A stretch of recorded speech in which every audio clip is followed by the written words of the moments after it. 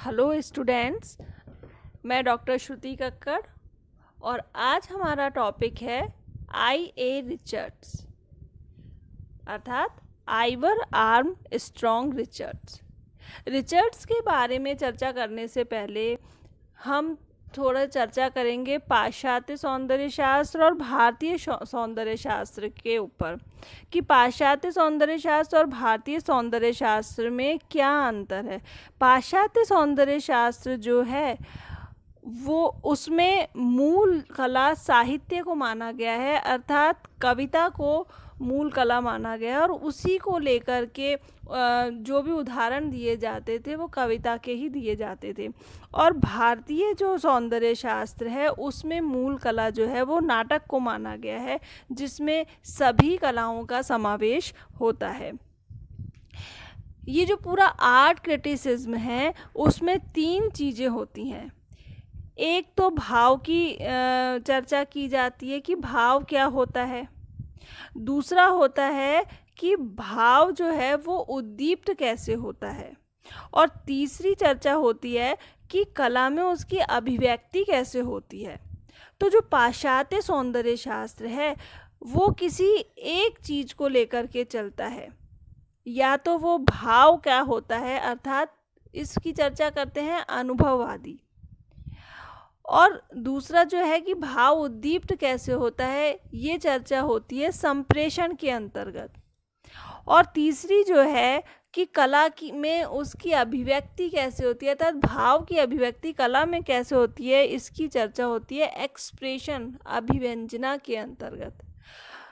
तो जो रिचर्ड है उसने संप्रेषण के सिद्धांत को लेकर के चर्चा करी है, जबकि भारतीय जो सौंदर्य शास्त्र है वो इन सभी सिद्धांतों को एक साथ लेकर के उसके ऊपर चर्चा करता है।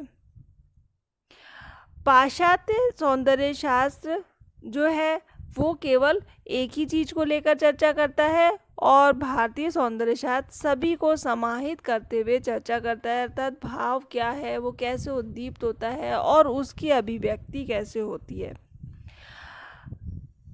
अब रिचर्ड जो है वो संप्रेषण की बात करता है और वो संप्रेषण जो है वो भारतीय सौंदर्य शास्त्र के संप्रेषण से मिलता जुलता है, परंतु उदाहरण देते समय वो रिचर्ड जो है वो कविता का उदाहरण देता है, जो कि सूक्ष्म उदाहरण होते हैं, क्योंकि कविता का माध्यम सूक्ष्म है अर्थात उससे जो भी उदाहरण दिया जाएगा वो उदाहरण भी सूक्ष्म होगा।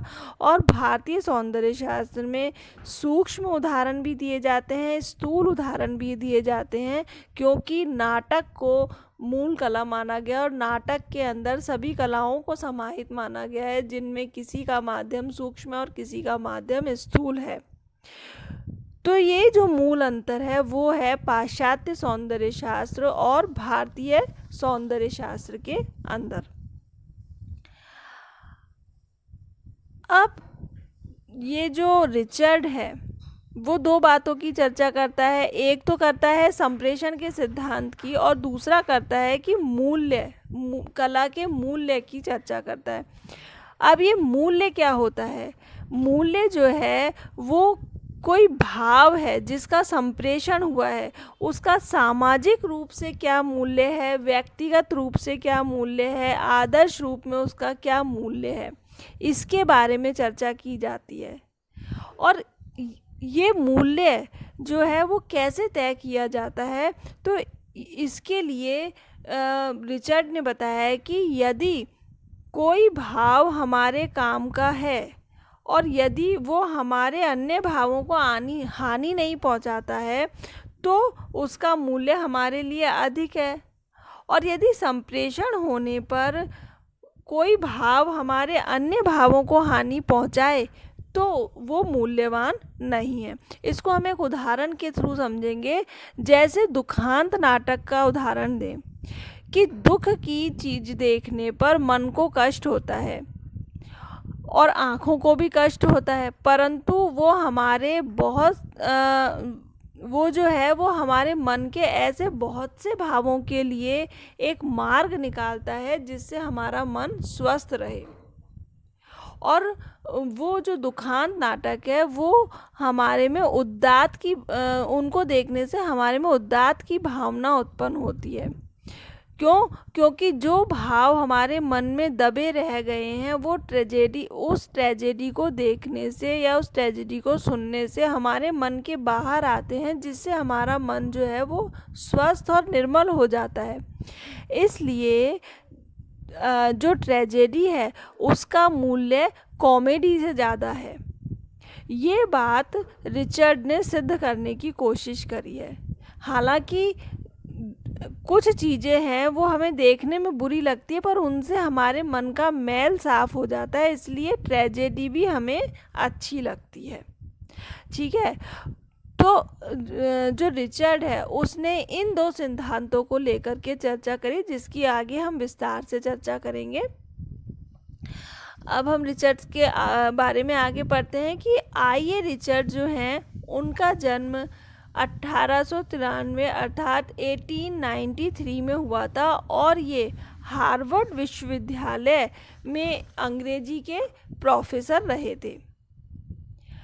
इन्होंने कई पुस्तकें लिखी थी, जिसमें principle of literary criticism, science and poetry और प्रैक्टिकल क्रिटिसिज्म अर्थात काव्यलोचन के सिद्धांत, साइंस और पोट्री और व्यवहारिक आलोचना इनके प्रसिद्ध ग्रंथ हैं।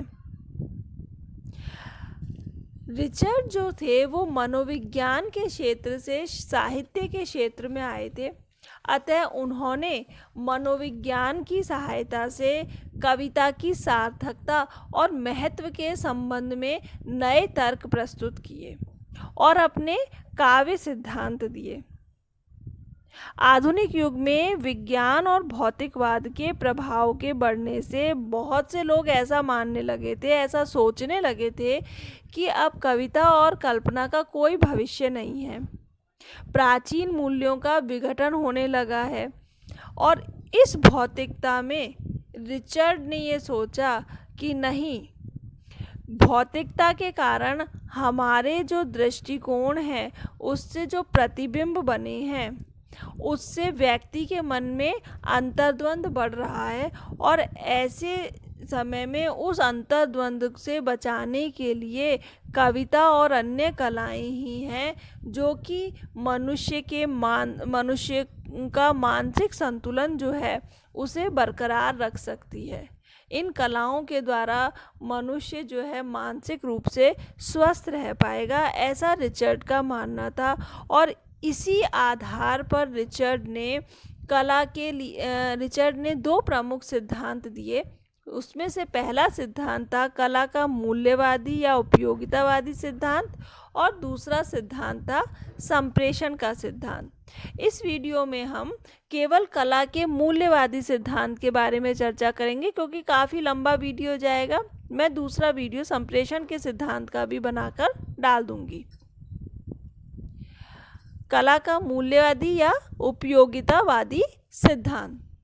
रिचर्ड जो हैं उन्होंने सौंदर्य व कलाकृति का जो सौंदर्य और कलाकृति के मूल्य की व्याख्या की है।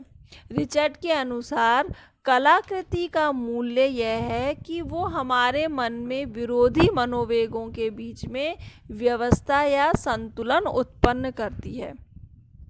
अर्थात हमारे मन में जो तरह तरह के संवेग उठ रहे हैं, जो कुछ अनुकूल हैं कुछ प्रतिकूल हैं, उनके बीच संतुलन बनाने का कार्य कलाकृति के द्वारा किया जाता है। अब वो कलाकृति साहित्यिक कलाकृति भी हो सकती है, चित्रकला की भी हो सकती है और मूर्तिकला की भी हो सकती है।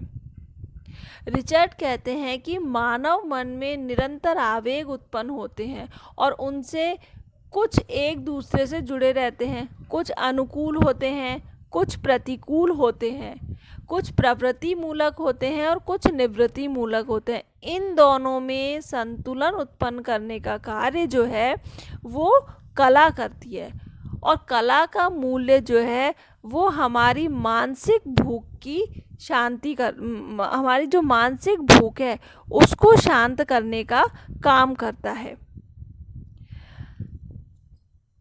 रिचर्ड कहते हैं कि जो सौंदर्य से उत्पन्न आनंदप्रद स्थिति है और जो हमारी प्रतिकूल प्रवृत्तियां हैं उनमें जो संतुलन है वो कला के द्वारा ही उत्पन्न किया जाता है। हमारे मन में विभिन्न प्रकार की इच्छाएं होती हैं। उन इच्छाओं में कुछ इच्छाएं जो हैं वो तो बहुत महत्वपूर्ण होती हैं, कुछ इच्छाएं हैं वो कम महत्वपूर्ण होती हैं। अब इन अधिक महत्वपूर्ण और कम महत्वपूर्ण इच्छाओं के बारे में हमें कैसे पता लगेगा कि ये इच्छा अधिक महत्वपूर्ण और ये इच्छा कम महत्वपूर्ण है?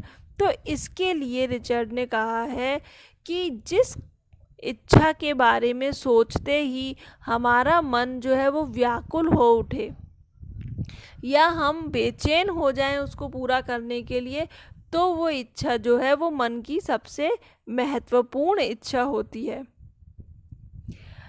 रिचर्ड कहते हैं कि कलाकृतियों के माध्यम से संगति उत्पन्न होती है। जिन कलाकृतियों के माध्यम से संगति उत्पन्न होती है उन कलाकृतियों को अधिक मूल्यवान माना जाता है। मतलब मन की सबसे मूल्यवान जो कलाकृति है वो क्या होगी? जो सबसे ज़्यादा हमारी संवेगों में संतुलन लाती है या जिसके लिए हमारा मन सबसे ज़्यादा व्याकुल हो उठता है, वही कलाकृति सबसे अधिक मूल्यवान समझी जाती है। उसी के आधार पर कलाकृति की उपयोगिता तय होती है कि ये समाज के लिए कितनी उपयोगी है या ये समाज के लिए कितनी मूल्यवान है। अतः कला का मूल्य इसी में है कि वो हमारे आवेगों में संतुलन स्थापित करे और जो हमारे अनुभूतियाँ हैं उनके लिए एक व्यापक क्षेत्र दे। अगर कोई कलाकृति हमारे अनुभवों को नहीं बढ़ा पा रही है, हमें एक व्यापक क्षेत्र नहीं दे पा रही है, तो वो हमारे लिए मूल्यवान नहीं होगी, वो समाज के लिए मूल्यवान नहीं होगी। फिर रिचर्ड कहते हैं कि साहित्य जो है उसका उद्देश्य एक ऐसी मन स्थिति उत्पन्न करना है जिसमें संवेगों का संतुलन हो और बाह्य क्रिया के लिए मनुष्य को तत्पर रखे। रिचर्ड कहते हैं कि कला मनुष्य की सभी क्रियाओं से जुड़ी है और मनुष्य की सभी क्रियाओं में कला सर्वाधिक महत्वपूर्ण है, क्योंकि किसी भी क्रिया का महत्व इस बात पर निर्भर करता है कि वह हमारे अंतर मन में व्यवस्था उत्पन्न करे।